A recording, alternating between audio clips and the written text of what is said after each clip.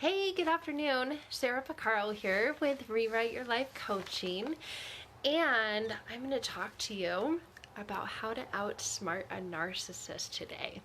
They think they're so sneaky and so smart and that they can outsmart us, but guess what?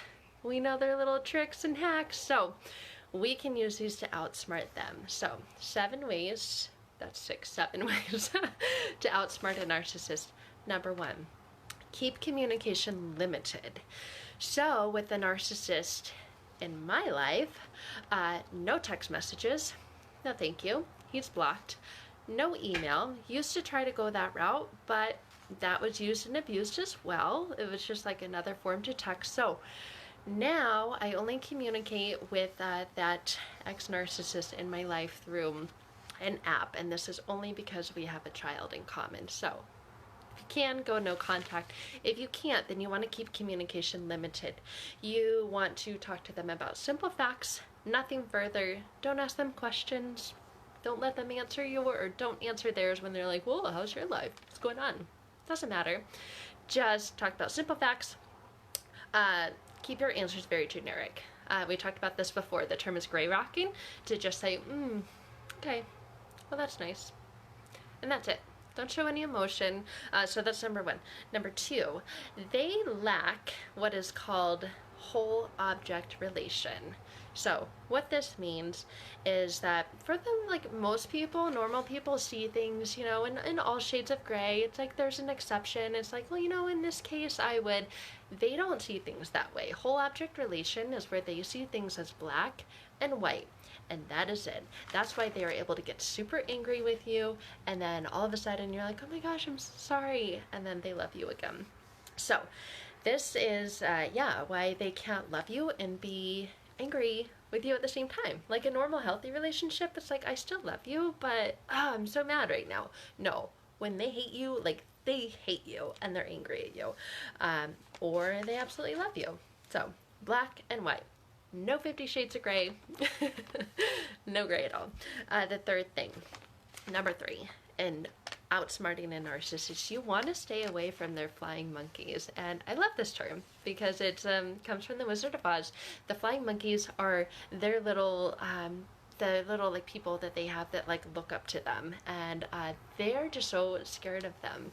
They're the ones that are intimidated by them, and so they will do whatever the narcissist says. So this is a little bit tricky because sometimes you have common friends, especially like if you were married and then you're getting divorced or separating and you have common friends. You want to really watch out for those people, because those are the ones that you feel like they're your friend, but they're also friends with the ex, with the narcissist. It's really going to be triggering for you if you, hear about the ex through this common friend, and they can sometimes be flying monkeys too. So when you're in this stage of healing, you really want to do everything you can to take care of yourself and, maybe disconnect from those people, even if it's for a while. It doesn't have to be forever. But that is number 3 in our 7 ways to outsmart a narcissist. Number 4, they love to argue. Oh my gosh, do they love to argue. And they will do anything to start an argument so that they can win, because that's what it's all about. It's about winning, winning, winning. And you can only win if you're arguing, because then they're right and you're wrong, and they go off doing their narcissist thing, and you're left there feeling like shit, like you just got ran over by a truck. So don't give them bait. I like to think of like the narcissist is fishing. They put a little worm on the end and they throw it out. And they're waiting. They're baiting you. They're waiting for you, the little fish, to come by and take a bite and get hooked. Don't do that. That's what happens when we start and engage in a conversation with them and we think, you know what, they're going to see my point of view. I'm going to stand up for myself and I'm going to say what's right and how I'm feeling. No, you can't do that with them. They have to win, and they will do anything to win, and they will belittle you. They will make you feel bad. They will find your little pain points and all the places that they know are triggers for you. Like when I go like that, when I smile, my right eye kind of is like more squinty than my left eye. And so anytime that we'd be in a conversation, my ex would go, what was that? And I would get so pissed because that's something that I was self-conscious of. I don't care anymore, but that's something that he would use to win and belittle you. And then I would, try to fight back, but it didn't matter. It just gave him more power and control. So don't give in. Don't bite the worm. Don't get hooked. Don't argue. If they do say something that's nice to you, because they will try that, just say, oh, that's really nice. Or if they say something that's mean to you, you just say, I'm sorry you feel that way.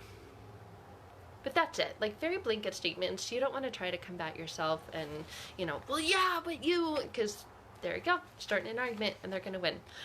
Number 5, take the power away from whatever they're saying.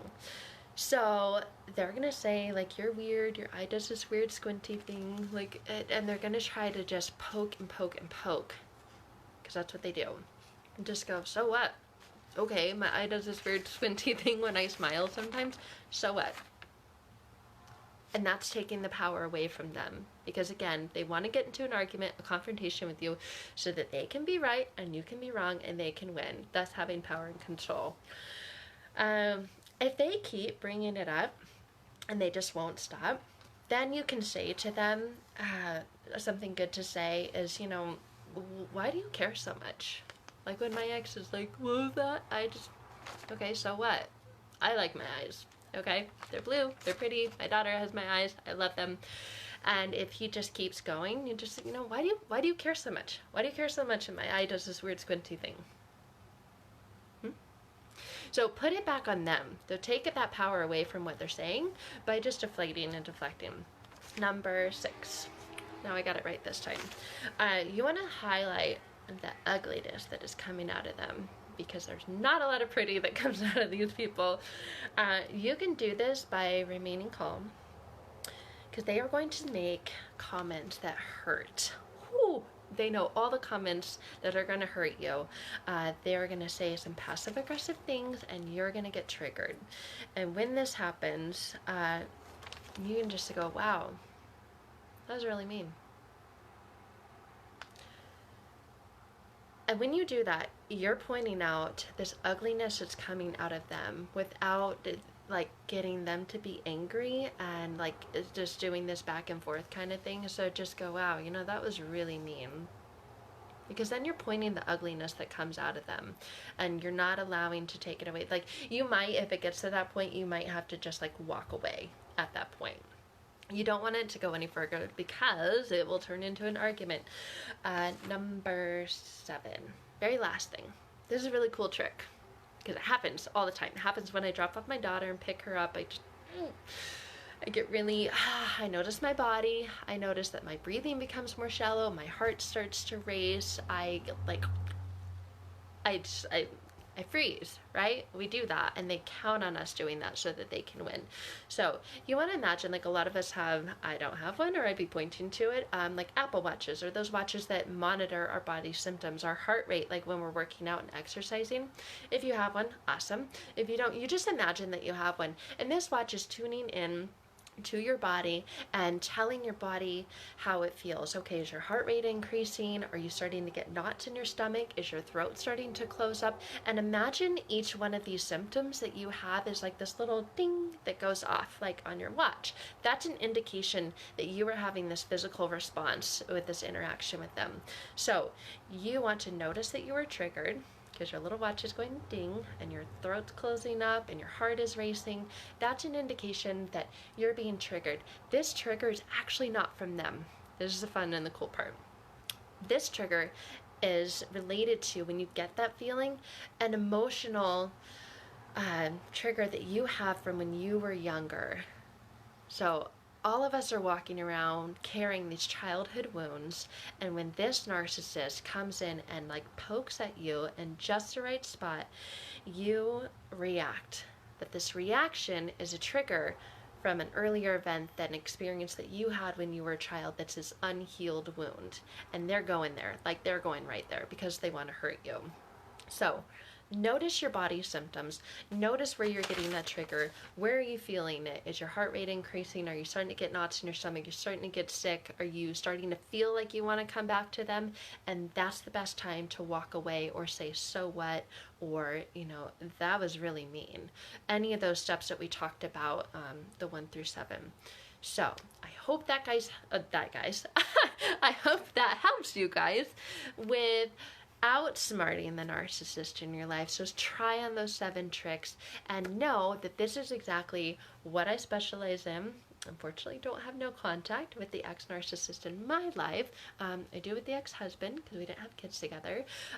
But when you have to engage, you have to interact with these people. These are 7 things to do to outsmart them and maintain your sanity. And know that a lot of these emotional triggers and wounds that you experience when you are dealing with them are from childhood, and this is exactly what I help people heal from. So if this is you and you're ready for healing, because the timing has to be right, you have to be ready. I'd love to connect with you, talk to you. I will leave a link in the comments below to connect and set up a 15-minute chat to talk about possibly working together.